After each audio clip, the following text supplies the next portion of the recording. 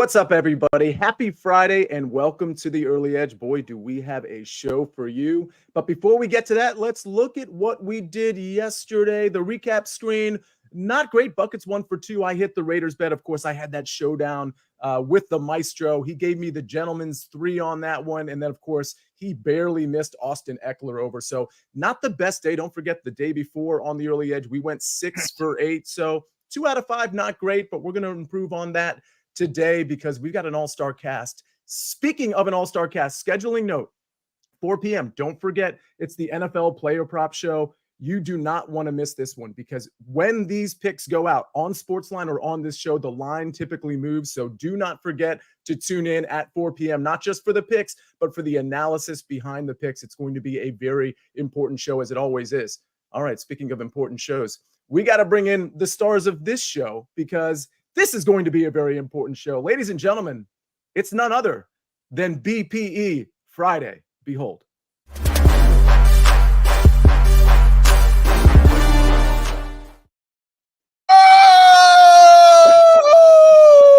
Let's go! And what is that? Is that the Philadelphia Inquirer, Mike McClure? He refuses to dance. He's reading the paper. What newspaper is that? Rep him out. That is the Philly Inquirer. It is an old newspaper. It is obviously a prop for the show. This is from last year's World Series. I attended Astros, Phillies, and Philly. So whenever I attend a big event like that, I grab the newspaper from that event. So that is what this newspaper is from. Absolutely love it. Love to know that there's still newspapers out there in the world. I love a good newspaper. Grew up in the Washington, D.C. area, had the Washington Post delivered to my house every single day. All right, here's the thing. We just did the BPE Friday intro. I want everybody, please smash the like button, okay? And if you haven't already smashed it, I think you're going to want to smash it in about 10 to 15 seconds because I cannot start this show. I cannot go to marquee matchups without first giving myself and everybody else a chip me up. Hello, Chip Patterson. Good morning, Sia. Good morning, Buckets. Good morning, Danny. Good morning, AM Squared. Good morning, Snake. Good morning, Early Edge fam. Am, it feels good to be back with you. Why? Because we got bowls coming up. We got a loaded slate on Saturday. Fired up to break them down with you. And you know that we got, you're opting out. Well, we're opting in with winners. So come and get them. Come and get them. Absolutely love it. I mean, Saturday is so loaded. We're going to get to Saturday in a second because not only do we have college football, a ton of it, but of course, we have 3 games in the NFL and NBA and college basketball. Well, we're going to start with the marquee matchups. What's up, Buckets? So what's up, Danny Brasco? We're going to get you involved in just a second. We're going to start with our Friday marquee matchups. This is rapid fire. We're going to go through it before we get to our best bets. Rapid fire on Friday, rapid fire on Saturday. Let's bring up the board here. Magic at Celtics. Magic plus 6.5 in Boston. Mike, I'm coming to you on this first one. Where are you at? Obviously, the Magic are playing very, very well, but they got to go to Boston. Yeah, you got to go to Boston. It's the second night of a back-to-back for Boston, something to always note in the NBA here. Coming off 2 games against Cleveland, I'm looking at the total more than the spread. I think the spread is appropriate, just over 2 full possessions, but I want to go under the total. It has ticked down to 223.5 here. I made it 219. Note that we could see some sit-outs on the Celtics side. Al Horford already doubtful. Porzingis and Jaylen Brown both listed questionable. I would expect one of the 2 of those guys to sit or both to play limited minutes tonight. All right, good info there. Stay tuned on that NBA information. You always got to wait because that NBA information sometimes comes out right before the tip. All right, let's go to Buckets. Buckets, how are you today? We've got Tottenham minus 140 on Friday at Nottingham Forest. I continue to think Nottingham Forest is a fictional place. It's not a real team. I have some association with the Robin Hood movie back in the day. That first confirm that's a real team. And where are you at on this one? Tottenham minus 140. So I don't know what Robin Hood is, but Nottingham Forest is, in fact, a real team here, Sia. And when we're looking at this matchup, this is a tough one because Spurs are out of form right now, and they are so injury-riddled. This is just a tough team to back under Ange Postecoglou. And Nottingham Forest at home are tough. I love goals here, and that's the only way I would bet this one. Danny, I see your reaction, and I feel like we need to have, and we should probably air it, where we just give Buckets a tutorial on like all things like just the basics of pop culture, where maybe the chat can react in terms of like just the whole learning experience. Yet he's such a dichotomy because his soccer knowledge has taken him all over the world, and he can pronounce Turkish and Serbian clubs and tell you something about a Japanese local team, but he doesn't know Robin Hood. It's astonishing. I tried to bring in Game of Thrones onto the show, and nobody knew what I was talking about. That was my one shot at a pop culture reference. That's actually true. Chip, have you ever seen Game of Thrones?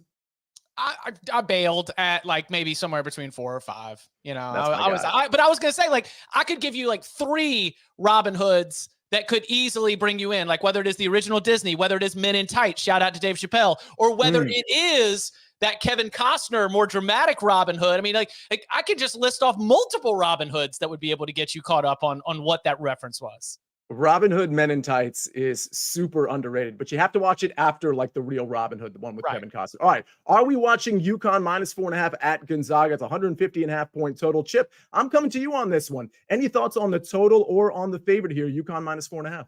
Yeah, so number one, UConn in non-conference play, I think is kind of a principle under Danny Hurley. Like, they're going to take their lumps when they get into the Big East, but the way they blitzed through non-conference play last year, I think was a precursor to what we saw in the NCAA tournament. You know, there's that trend where if you are in the top 12 of the AP poll after week 6, that has been the national champion every year since 2003. My principle to that is non-conference play. UConn killer at non-conference play. I'll take the Huskies. I'll lay the points.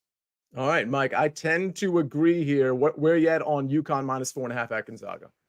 Yeah, this one's always fascinating when you've got the cross-country travel at this time of the year as well. It's such a weird time of the year in college basketball. I think UConn wins the game. I think the spread is mostly appropriate. I will have a pick on the total in a little bit.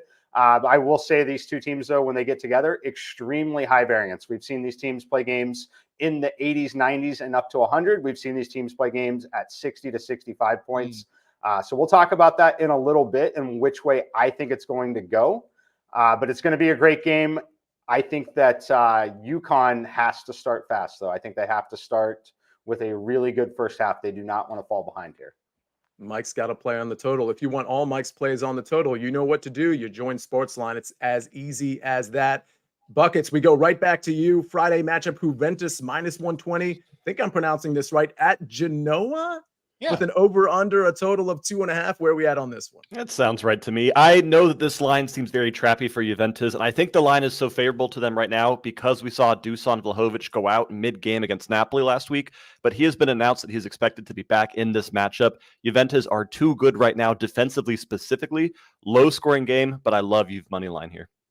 Looks like we've got some movie, like some of the spook movies going on in the chat. Spaceballs gets referenced along with Men in Tights. So solid. Spaceballs is a great movie, a timeless movie at that. Okay, Mike, we go back to you before we get into the Saturday slate of rapid fire. Knicks at the Suns. The Suns favored by 4.5. We never kind of know which of the big three are playing. I don't know if you have an idea of who you think is playing. 2 of the 3, 1 of the 3, none of the 3. Knicks +4.5. Where are we at on this one? I think they all play tonight, to be honest with you here, which may or may not be a good thing. They've got to get some more minutes together for sure. It did not go well against the Nets. But once again, I turn to the total in this one. If they're going to win, they have to play well defensively overall. And you look at the pace of play of both of these teams. We're talking bottom of the league here. Even the Suns just 23rd, 24th in pace. Knicks basically dead last. That maps to a for sure below average pace of play NBA game. That would put the total alone around 224. Account for some of the improved efficiency, everything there. I still make the number 228. It's not like massive, like we must play this edge. But if I had to play something here, it would be the under 231.5.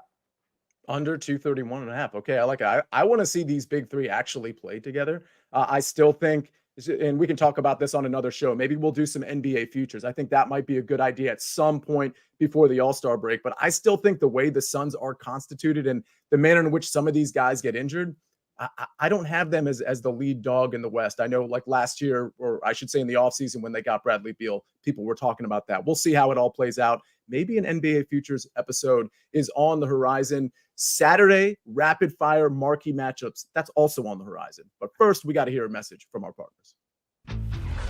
Sunday, the race to the playoffs is on, with the Bucks heading to Lambeau to face the Packers and key matchups featuring the Dolphins and 49ers. We can't wait. The NFL is on CBS and streaming on Paramount Plus. Good call out by Snug the Cat as usual. This guy is, I think it's a guy, is on fire in the chat as always. He says, best in show, probably the best parody ever. He says, you'd like it, Buckets. It's about a dog show. I have seen Best in Show, and it actually is really, really funny. And Buckets, I do think you would really like it. Put that on your homework list. Put that at the top of the list for sure. And by the way, speaking of homework, let's go to Saturday marquee matchups. Buckets, I'm going to start with you. Fulham at Newcastle United. We got -120 at 2.5 goal total. This is Saturday at 10 a.m. Where are you at on this one? This is another one of those lines that feels a little bit trappy because on paper, Newcastle should be the way better team, but Newcastle has played such a difficult and congested schedule with Champions League that right now they're just struggling to stay healthy and they're struggling to play consistently. Fulham coming off of back-to-back big wins here. For me, I would stay away from either parts of the money line, but I would play over on the goals here. Over on the goals of 2.5. Okay. Let's go to Vikings-Bengals. I actually have an official play that I'm going to tease for now, and I'm going to give out in a few minutes. We've got the Bengals -3 at home. Nick Mullins is going to be starting for the Vikings. We know Jake Browning, the quarterback, an impressive quarterback, at least the last couple of weeks for the Cincinnati Bengals. We got a total of 40.5. Danny, I'm going to go right to you here. Where are you at on this one? I lean towards the Bengals -3. Where do you lean? Yeah, well, I lean towards Blazing Saddles while we're naming some of our favorite Mel Brooks movies, but I actually like the +3.5 side. I see 3.5 popping now for the Vikings. I sort of see this phenomenon with the backup quarterbacks come in, Jake Browning, the unexpected element, and all of a sudden he's covering and outright winning games. I think the hype's going to die down a little bit. Now you get that element for Nick Mullins, who enters as the quarterback for the Vikings. I think he gives them passing upside. And also, Sia, you just won the Raiders bet last night. I mentioned that shutout angle, teams coming off a shutout cover at quite a high rate. Same can be said for teams coming off scoring 3 or less. In the last decade, they've covered at a 60% rate the following week. Sort of overreaction to the low scoring. Brian Flores' defense is top 5 right now in the NFL in EPA per play. This guy might win defensive coordinator of the year. So give me the Vikings +3.5 here. Well, one thing, Mike, I agree with there is that Brian Flores is a complete beast, and he's going to send a lot of different looks, a lot of blitzes, zone behind the blitz, which I think is really interesting. You don't see that a lot. With that said, I don't know that I trust the Nick Mullins experience, even with Justin Jefferson back, which we expect. Where are you at on this one? Bengals -3 or Vikings +3 or 3.5? Because Danny's right. You can get 3.5 in some markets.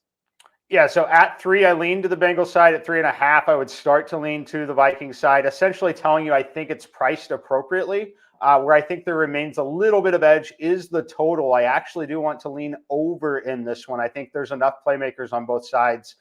41 obviously being a very key number in the NFL. Now that you've got this at 40.5, my computer makes it up to 42.5. So that if I had to play something, that's where I would lean. I do agree that Mullins is an upgrade if their weapons are healthy enough. If Justin Jefferson's out there being able to play, Mullins offers a lot more in the passing game. I think the guy that it's going to help the most, though, is going to be TJ Hawkinson. I think he's going to benefit from the additional attention being paid to Justin Jefferson. If you follow SportsLine Social, this one will be over on Instagram. I have a donkey parlay for the 3 games that will be coming out later today. I have some picks featured from this game, but it's definitely going to be heavy on Hawkinson, and I think it's an incredible matchup for Jamar Chase individually. I think he's going to see a ton of targets near the line of scrimmage. Absolutely. In fact, that was something, Danny, I'll get to you in 1 second. That's something I was going to look at because we are going to see with the way that blitz is designed, Jake Browning's going to have to get the ball out fast. So not only do I like Jamar Chase receptions, but I also like the completions for Jake Browning. Unfortunately, that number is at 23.5. I expected it to open around 21.5. So if it bumps back down to 22.5, I might be on the over Jake Browning there. Danny, what you got? I love what Mike is putting down on TJ Hawkinson. The Bengals are worst in the NFL at defending opposing tight ends. It's a dream matchup for him. So for fantasy owners of Hawkinson and for those looking for player props, I'm definitely going to put something out on that. I think it's a really nice matchup.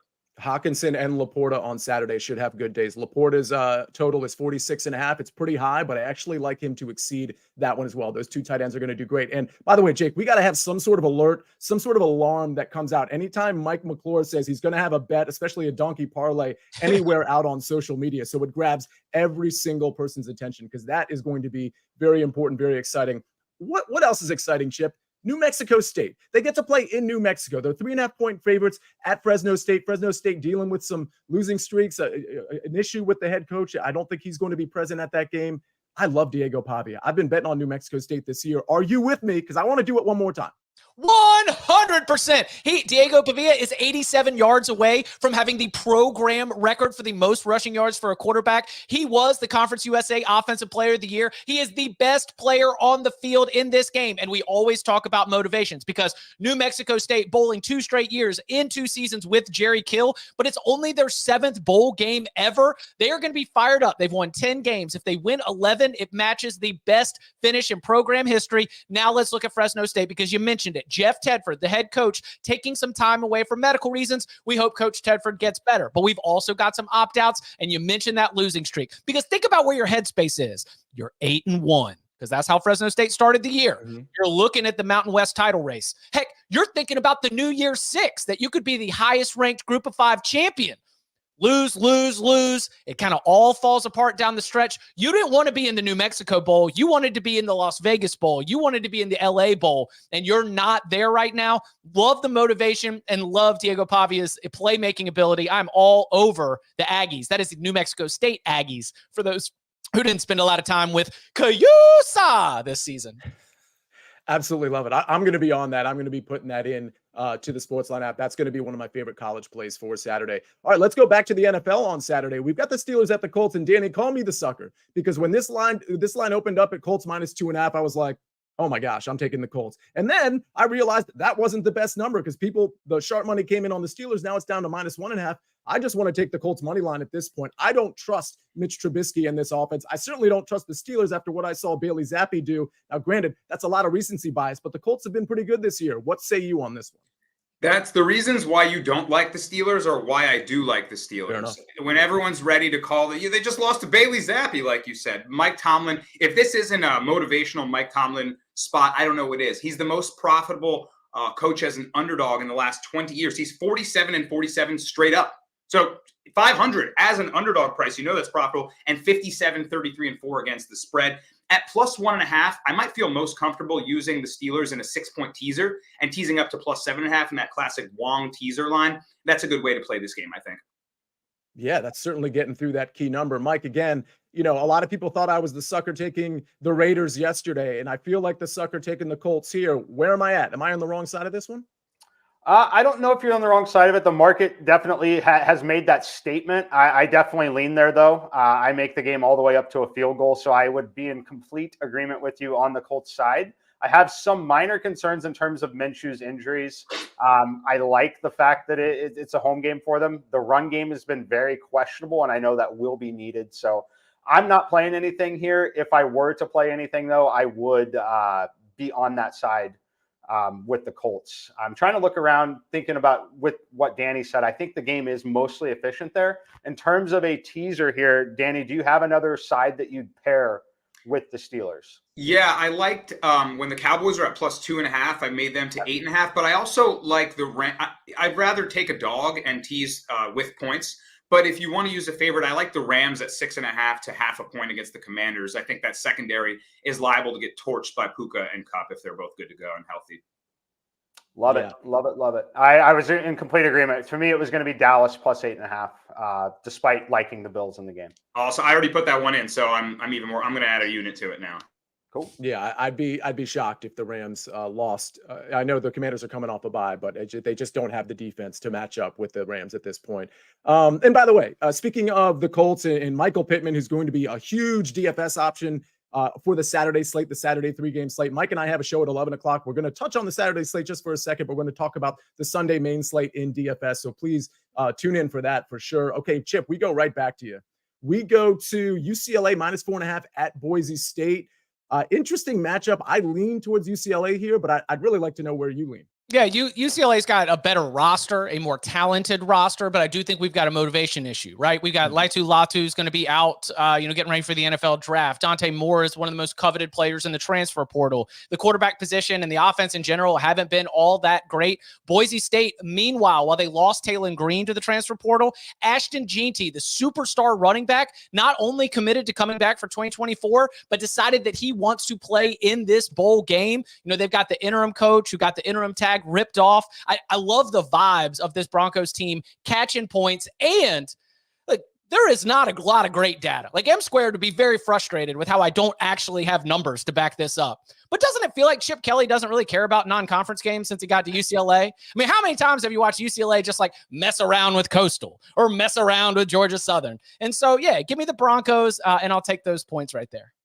All right. Well, speaking of Broncos, and by the way, we're going to get to our best bets in literally like 2 to 3 minutes. We just have 2 marquee matchups to go through on that Saturday slate.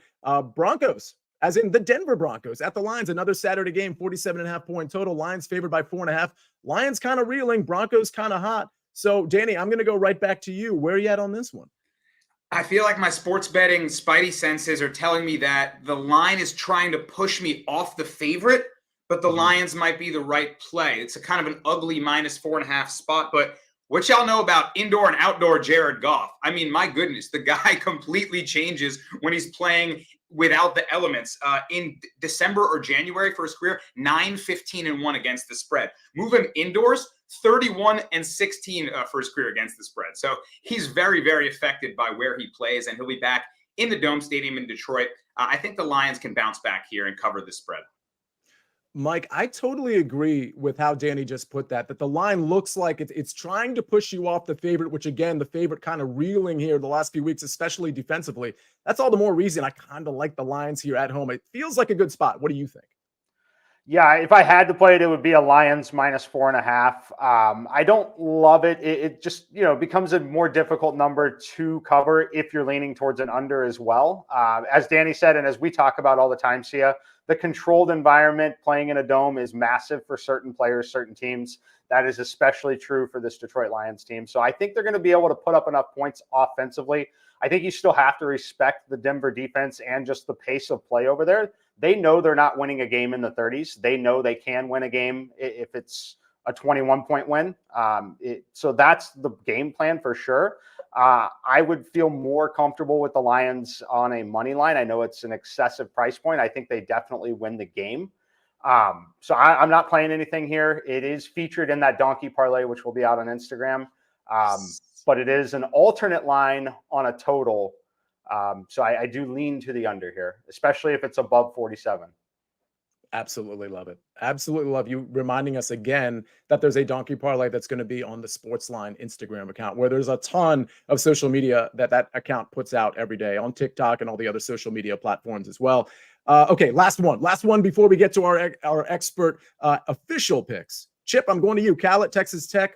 We've got a 3-point spread here, a 57-point total. This is at 9:15 on Saturday, the Independence Bowl. Where are you at on this one? Yeah, I'm going to go with Cal, and I'll take those points. It's a big head scratcher for me, but I do think that Justin Wilcox's team really had to battle just to even make it into a bowl game. And this has not been easy for the Bears. And so with Jaden Ott committed to play the game, the Bears superstar running back, I'm going to go ahead and take Cal and the points. Not my most confident of the Saturday plays, but it's definitely my lean on that one. Okay, well, I'm confident that you can very easily check into the BetMGM College Bowl Pick'em Challenge. Again, very easy. BetMGM is giving online sportsbook customers the opportunity to win a grand prize of up to $25,000 if they predict the most college football bowl games against the spread correctly out of the eligible users. Here's how to win. Log into the BetMGM Sportsbook app or visit BetMGM.com. Go to the Promotions tab on your BetMGM Sportsbook account or sports account to access the College Football Bowl Pick'em Challenge. And then finally, complete and submit your College Football Bowl Pick'em Challenge entry. It's really that easy. There is one entry per customer, and you do not need to make all selections at once. You have all the way up until kickoff for each game to make your picks. Customers will have the opportunity to win $25,000 if they predict the most college football bowl games against the spread correctly out of all contestants. That is going to be really fun. I'm certainly going to be participating in it. And I got to participate in our official picks. We got to finally get there. But first, let's hear just one more message from our partners. Well, you need your sports news anywhere? We've got breaking news to bring you. Then get your sports anytime you want them. Big trade news overnight to discuss. Because we know you need sports all the time. A lot of movement in the rankings this week. A legend adds to their legacy. We're bringing you that breaking news right here on HQ. CBS Sports HQ, anywhere, anytime, all the time. All right, we're back here on the Early Edge. It's Friday. We got to finally get to our official picks. I hope you liked everything we just went through. We really just kind of broke down the entire weekend, and you had everybody at your disposal making picks there. By the way, if you like that, or if you want to hear our official picks, please hit the like button. If you like BPE Friday, if you like Chip's intro, hit the like button for us, Buckets.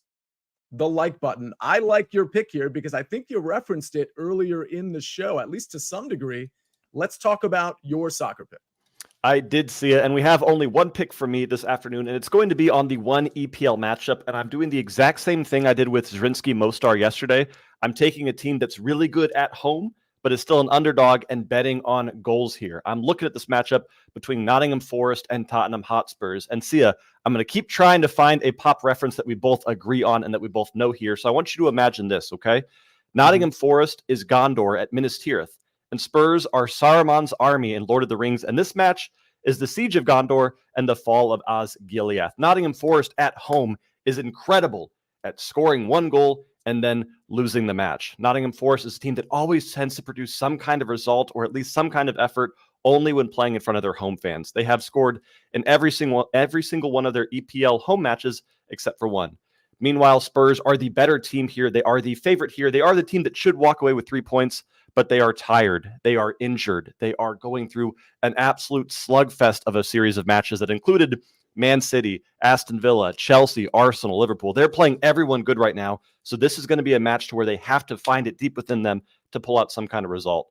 The only way I want to attack this game is by taking a same game parlay of both teams to score and over 2.5 at -115 over on MGM. And if you want to know why I love that so much, just go look at Tottenham Hotspur's recent 5 matches.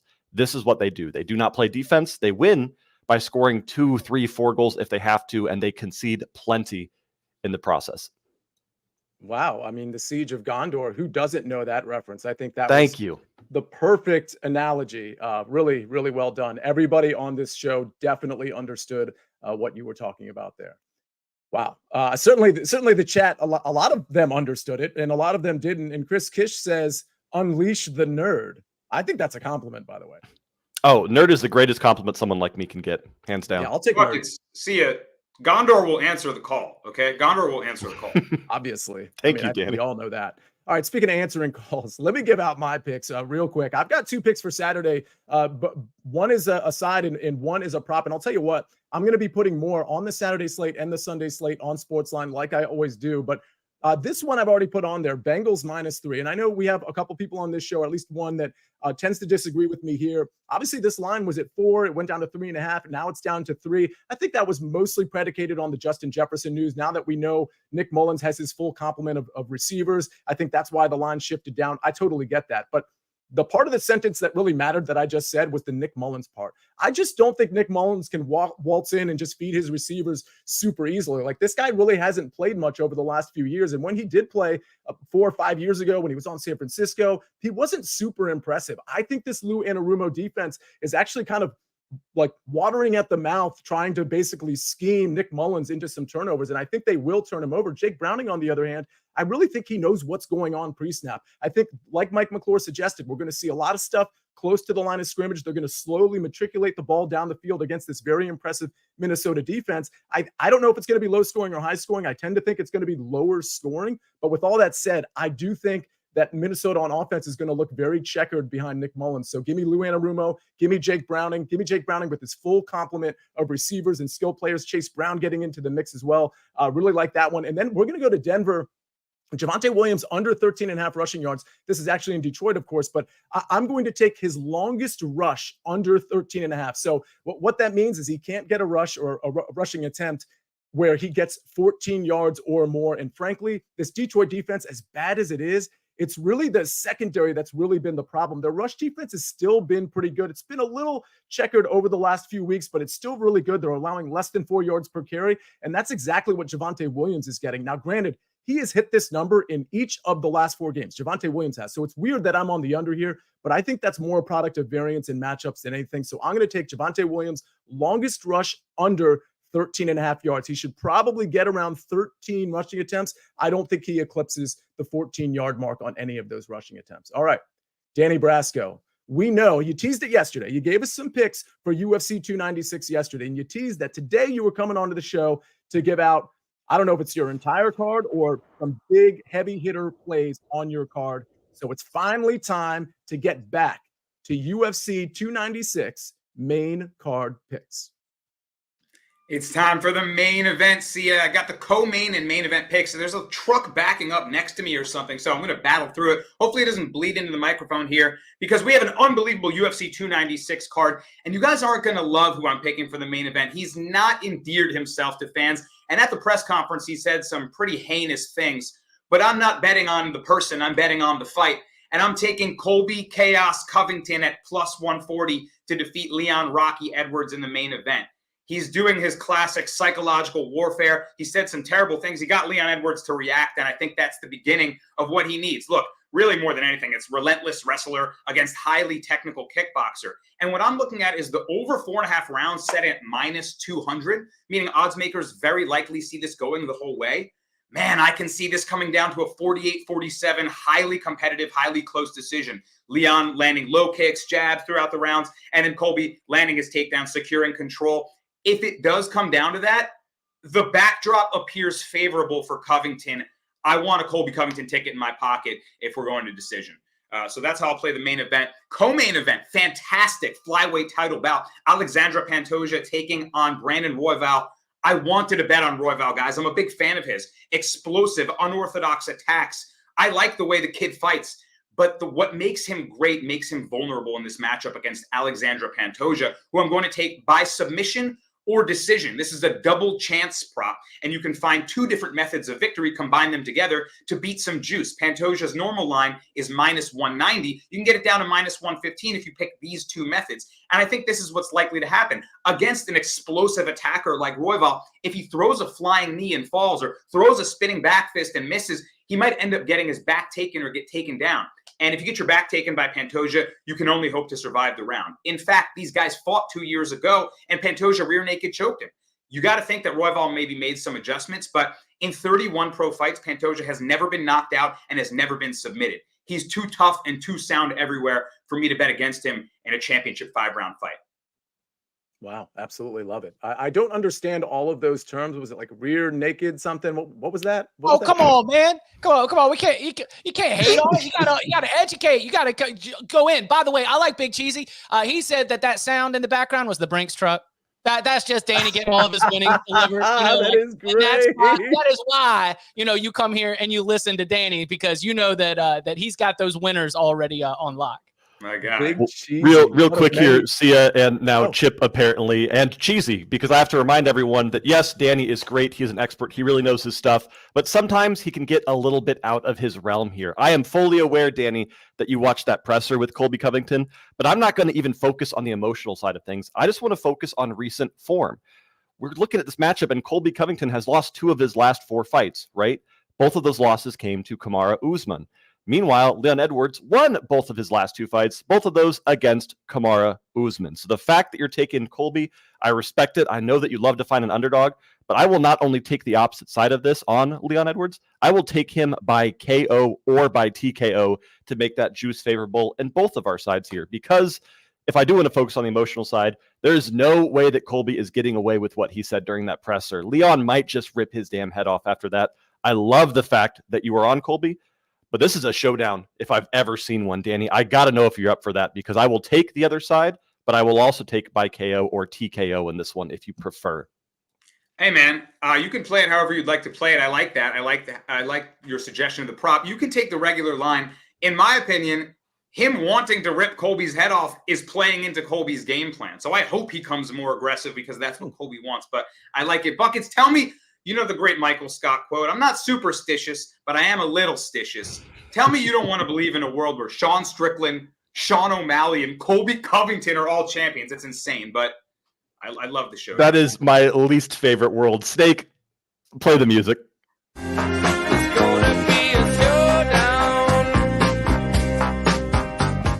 Sean Evans says, stick to the BTTS buckets. I don't even know what to say. I saw Zach Doyle in the chat. He said, let's go to Mordor, baby. And I don't know what that means, but I feel like the right to say that in the middle of that UFC scuffle. Anyway, great chat as usual. Okay, we got to transition. I can't wait to keep my eye on that. What time is that fight tomorrow? So I'm completely locked in. Do we have an idea? Card starts at night. Let me. I believe that they'll be late night. It's a Las Vegas card, so main event's not going off till late night. Colby and Leon will fight at midnight probably. Gotcha. I'll be on Twitter. I'll be making fun of and praising somebody in this showdown for sure. Okay, Mike McClure, you teased a total earlier in the show. It was UConn. It was Gonzaga. Where are we at on that game? I'm looking at the total under here, Sia, and you can find this anywhere from 149.5 to 151. A lot of variance across the market right now. A lot of strong opinions on both sides, frankly. And I get it. It's a super high variance matchup. Both of these teams can definitely fill it up when playing correctly. The thing I want to note here, a couple things really. One, it is a massive travel spot during finals week for UConn, but it is still technically a neutral site game. This one's going to be played in Seattle. Like that for the fact that it's not necessarily the familiar home arena here for Gonzaga. When you look at Gonzaga, though, this team is not the same that we've been used to recently. Obviously, when you lose a guy like Drew Timme, who was there for what felt like a decade, things are going to change a little bit. They don't have the guy they can go to when they need a bucket. They don't have the guy that can, frankly, get to the foul line at will, which is what's needed against this UConn matchup. So what I like here, UConn, 318th in terms of pace of play. They know how to play a half-court game and win a close game. We saw it against the Kansas Jayhawks in terms of the way the total ended there. I expect a similar result in this one. The only spot where UConn is really incredibly vulnerable is going to be allowing three-point shots, which is obviously the most high-variance approach you can take. The thing that's great about that is I don't think Gonzaga is going to be able to go inside against them. They're going to have to shoot threes. I like the high-variance approach. When you talk about UConn, though, UConn can go inside. I think they will use additional possession, additional shot clock, trying to get looks inside. If you watch the way Gonzaga played against Purdue, they really struggled with any sort of interior presence. I know that not everyone has a Zach Edey to do that. However, I think that they've got just enough here. And I'm looking at a lower pace of play, a Gonzaga team that can't get to the foul line frequently enough. So I will take the under in this matchup. And then last thing I'll note, perfect live betting game because of the approach that both teams will likely be taking, because of how good they can be offensively. We will see live totals in this one swing by 30-plus points on the live line. It'll definitely happen. This Gonzaga team, if you watch the game against Washington, they scored just 7 points in the final 10 minutes of the game. They can really struggle to score at times. So watch out for the live line. There's going to be a ton of variance. I will almost definitely have plays on both the over and the under in this game. Absolutely love it. I mean, listen, these live lines across all sports, there is a lot to be said for totals. And frankly, in bowl season and Chip, we get to you finally in terms of your three picks that I believe all three are for Saturday. I love live betting. Listen, pre-flop betting is great too, but in bowl season, to me, and I think a lot of this is predicated on the picks that you're about to give out. We have different styles that sometimes haven't faced each other. And I think sometimes early in a college football bowl game, you see those contrasting styles and you see which one is actually going to be the dominant one and which one teams just defenses can't adjust to. And I do think bowl season is a really good time. Also with March Madness, a really good time to take advantage of those contrasting styles. With that said, you've got 3 games here. You've got a total and you've got 2 sides for Saturday. Can't wait to hear them. Yeah, so 15 extra bowl practices. You sometimes see things get a little bit quirky, right? You bring in some trick plays. You've got some things you haven't put on tape before. Maybe those first 15 plays, the script is a little bit different. And to your live betting angle, maybe you're able to see a team that is not explosive hit in those first 15 plays, a big touchdown, the total jumps, and then you go under. Also watch some of the injuries because you're already dealing with some thin rosters due to opt-outs. And so, for example, if you see an offensive lineman, leave the game, they might not have their full complement of backup. So all good stuff for live betting bowl games. But I got some pre-flop principles, baby. All right, number 1, we got the Myrtle Beach Bowl. It starts at 11 a.m. Eastern time in Myrtle Beach. Boys, I'm not going to incriminate myself, but I'll tell you, it can be kind of hard waking up in Myrtle Beach. The distractions in dirty Myrtle are high. And if you're a football team and if you've talked to any football players, these bowl trips sometimes bed checks aren't always done. And sometimes you do get to sneak out of the hotel and go get yourself in some trouble. Also, Ohio quarterback Curtis Rourke, he's already in the transfer portal. He's already announced his commitment to Indiana. So you downgrade Ohio offensively. So I like going under a sleepy breakfast bowl game under in Dirty Myrtle. That is under 48.5. We go to the New Orleans Bowl. And look, y'all, do not tell Emory. Please do not tell Emory. But I'm going against the Cajuns. I know. He would be so upset with me if he knew this. But Louisiana has been in the New Orleans Bowl 7 times in the last 12 years. And I understand that, in a sense, you might think that's a home field advantage, but consider the familiarity there with a Jacksonville State team that is in a bowl game for the first time as an FBS program. Zion Webb, the Jacksonville State quarterback, I think he's the best player on the field, great playmaker, and I do think we've got a notable coaching advantage with Jacksonville State having Rich Rodriguez. You're going to be looking at it, you're like, is that Rich Rod? Damn right, Rich Rod. And I think that he's going to get the Gamecocks, the Jacksonville State Gamecocks, to the pay window. Finally, we go to App State. Because look, Miami, Ohio's had an awesome season. Great defense, great special teams. But App State's offense, if you drop them in the MAC, would be number 1. App State's passing attack, if you drop them in the MAC, would be number 1. Miami's defense is awesome, but it has not had to face a threat like Joey Aguilar pushing that ball down the field. I think that if it's low scoring, yeah, Miami, Ohio's got a great chance to be able to get out with the win. But if you need to score, I like the Mountaineers to have the horses to get it done. So I'll go App State at the right under 7, -6.5. Chip, I hate to break this to you, but somebody in the chat, Sinful Saint, said he was going to tell Emory that you're on Jacksonville State. I mean, listen, Emory knows how to find me. Like, that's my guy. But, he's I ain't hard to find. Speaking of finding things, the sharpest dressed man, maybe in the world, but certainly on your screen, is none other than Emory Hunt. And he brings it with the analysis in a huge, huge way. And we brought it with the analysis. Listen, not all the shows you guys know, you ladies and gentlemen know, they're not always going to be 43 minutes, but we just really liked a lot of these marquee matchups. It's bowl season, so we really wanted to get started talking about some bowls, these Saturday NFL games, and of course, we cannot ignore college basketball and the NBA. So this is one of those shows where we hope you liked it. It's not going to be 45 minutes every time, but we're excited about all of these sports happening all at the same time. It's such a good time of the season, so we wanted to really immerse ourselves in these picks. Ladies and gentlemen, the recap screen. Let's take a look at these picks finally. We've got Buckets with Nottingham Forest, which I still think is a completely fictional team in place against Tottenham. Both teams to score plus over 2.5, -115. I've got the Bengals -3. Javonte Williams, longest rush under 13.5 yards. Again, both of those on Saturday. Mike McClure, UConn Gonzaga under 149.5. Danny Brasco, Colby Covington plus 140, and Pantoja by submission decision -115.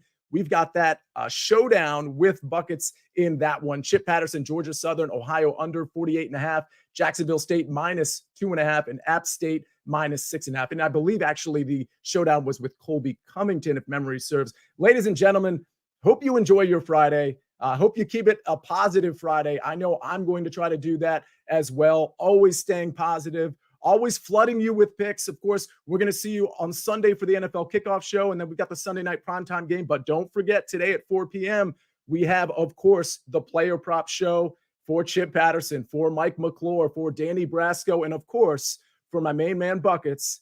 I am the counselor. This is the Early Edge, and we rest our case.